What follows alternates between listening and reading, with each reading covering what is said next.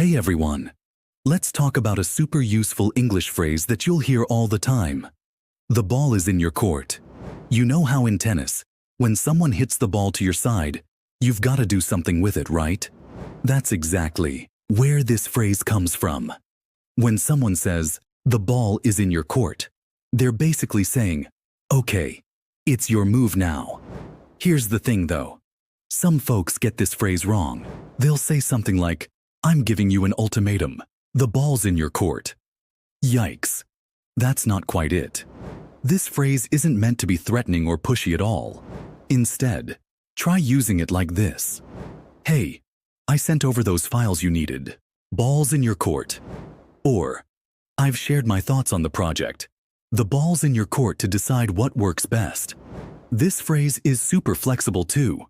You can use it. In business, we've made our offer. Ball's in your court. With friends, I've picked the last 3 restaurants. Ball's in your court this time. In emails, I've answered all your questions, so the ball's in your court now. When you're chatting casually, ball's in your court works great. In formal emails, you might want to say, the ball is in your court, just a bit more polished.